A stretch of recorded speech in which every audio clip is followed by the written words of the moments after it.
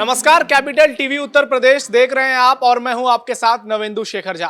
Breaking news में बात करेंगे पाकिस्तान की। जी हां, रावलपिंडी क्रिकेट स्टेडियम जिसे भारतीय सेना ने पूरी तरह तबाह कर दिया है। आज ही अभी से कुछ देर बाद शाम में वहां पर कराची और पेशावर के बीच पीएसएल का मैच होने वाला था, लेकिन उससे पहले ही भारतीय सेना ने स्टेडियम का ही खेल खत्म कर दिया। आप सोचिए कि एक और भारत है जहां शान से आईपीएल के मैच खेले जा रहे हैं, आज भी दिल्ली और पंजाब का मुकाबला होना है, लेकिन दूसरी ओर पाकिस्तान है।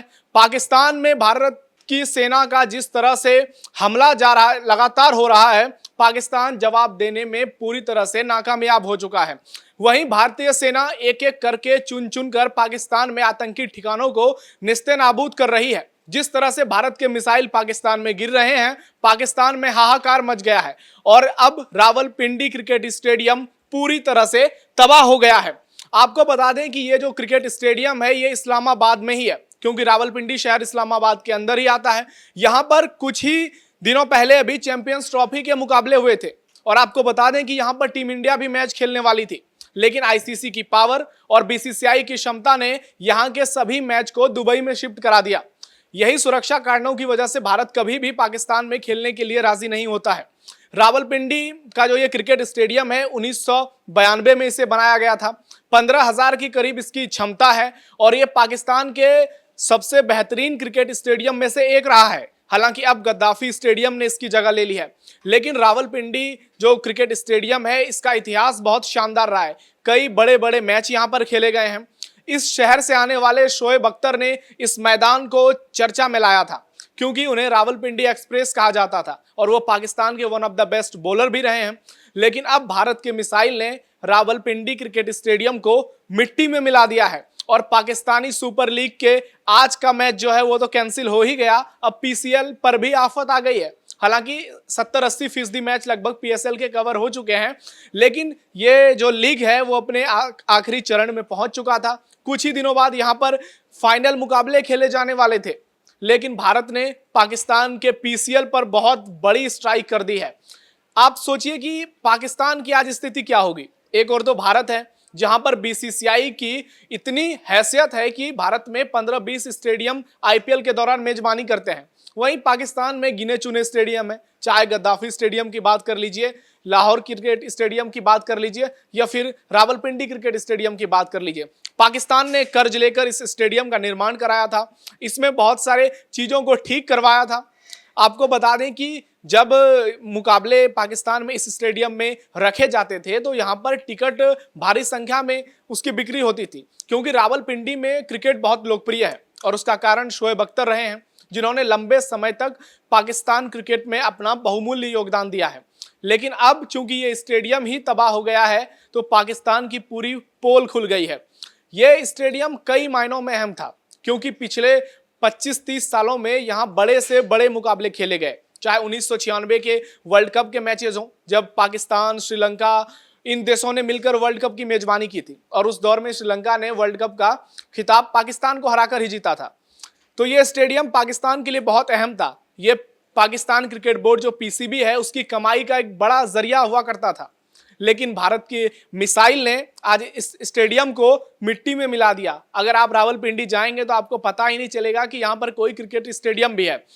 भारत की सेना लगातार मिसाइल अटैक कर रही है, लगातार ड्रोन अटैक कर रही है और पाकिस्तान के या तो स्टेडियम तबाह हो रहे हैं, उनके आतंकी ठिकाने तबाह हो रहे हैं, या ऐसे जगह को तबाह किया जा रहा है जहां से भारत के खिलाफ जिहादियों को तैयार किया जाता है। तो ये जो क्रिकेट स्टेडियम है इसके बारे में कुछ जो विजुअल सोशल मीडिया पर आए हैं वो हम आपके सामने रख रहे हैं। सरकार ने प्रेस रिलीज जारी की है और उसमें बताया है कि कैसे पाकिस्तान पर ऑपरेशन सिंदूर जारी है।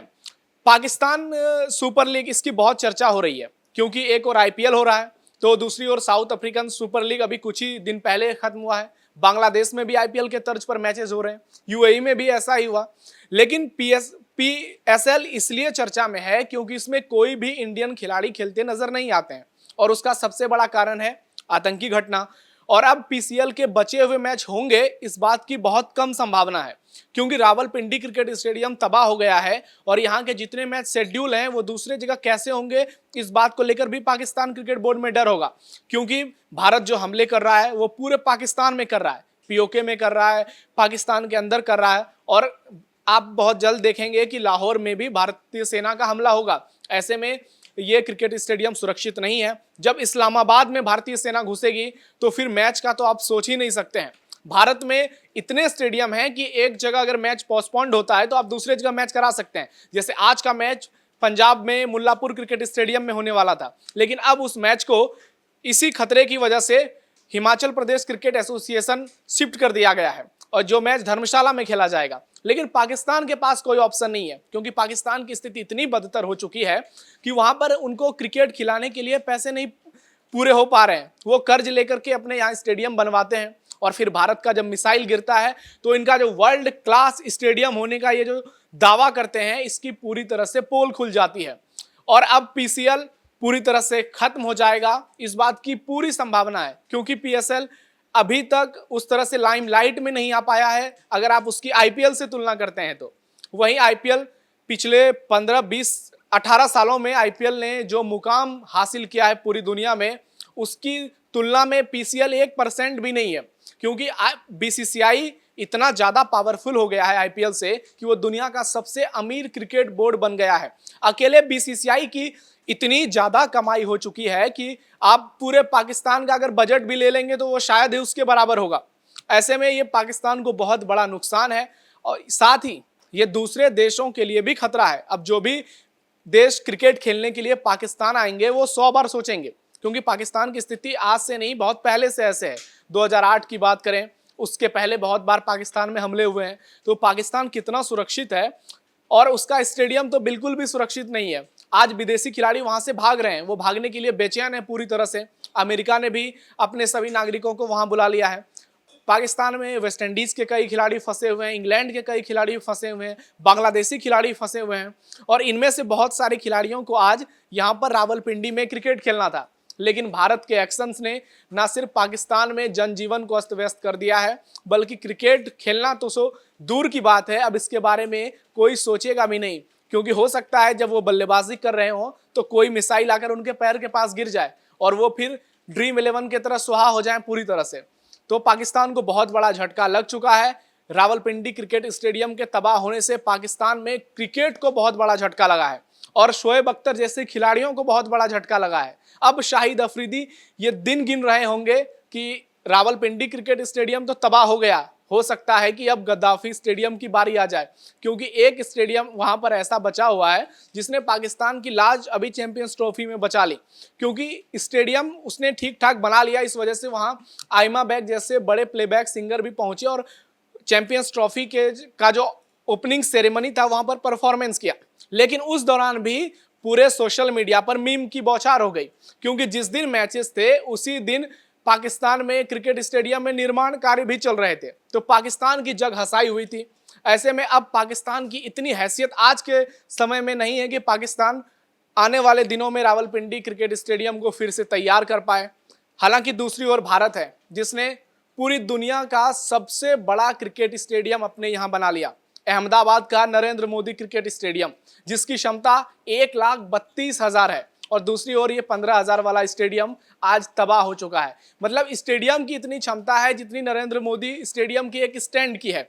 तो अब देखना होगा कि रावलपिंडी क्रिकेट स्टेडियम के बाद अब कौन से स्टेडियम की बारी आती है, और जैसे ही ऐसी कोई और घटना सामने आएगी, पाकिस्तान का कोई और स्टेडियम तबाह होगा, हम फिर से आपके सामने ब्रेकिंग न्यूज लेकर आएंगे। फिलहाल इतना ही।